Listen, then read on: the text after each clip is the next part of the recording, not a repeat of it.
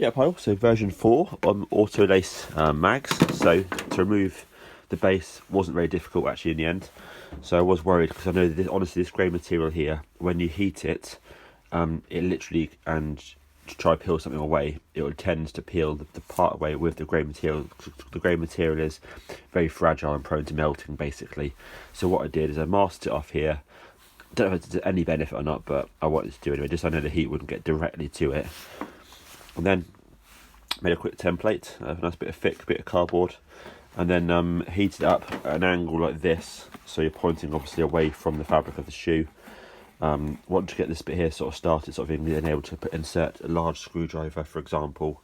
I did try the plastic tool, but large screwdriver worked much better. In this instance, it's brand new as well, so there's no dirt and grease on it.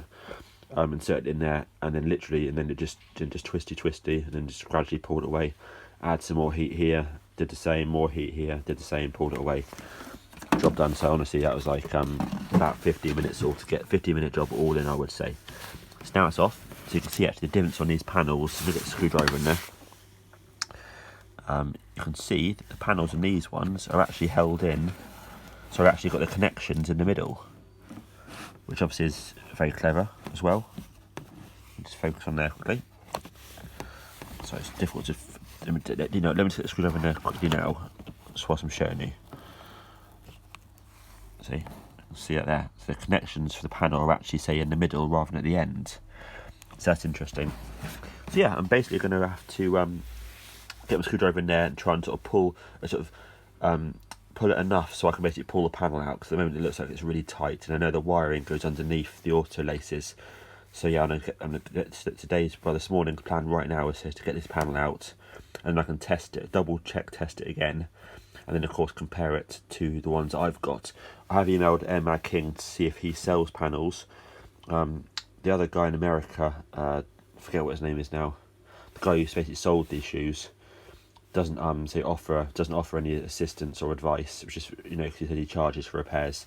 And I guess he probably won't even sell the panels, I expect. But at the end of the day, it's all good. We do what we can do. Happy days. But it came off, and that's a technique there, which probably bound to work, I'd imagine, on version 3s and version 4s. Cool. Like I say, and everything else obviously still works, which is good. And obviously laces, which are one of these buttons here, all still working, of course. So excellent. Cheers. Yep, also you can see here the different design in these panels, but basically ultimately it is just on the side rather than on the back. And you can see here that it goes through to the 2 wires, and also I checked and it does indeed go through.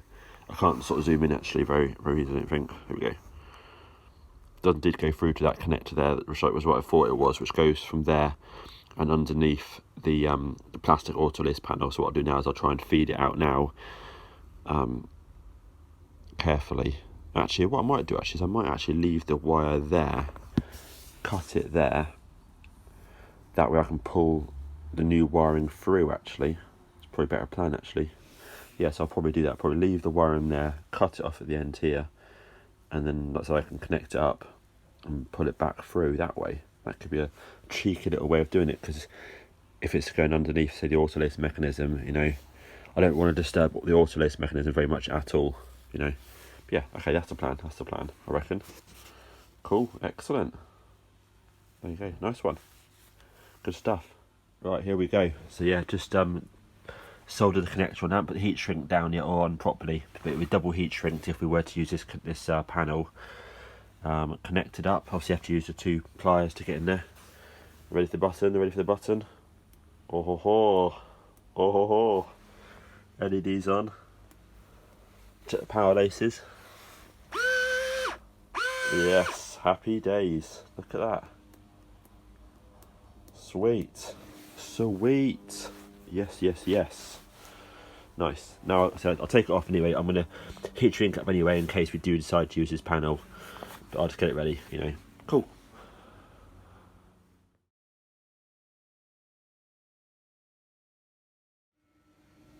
Yep, the panels are the same colour, as you can see, they're both exactly the same.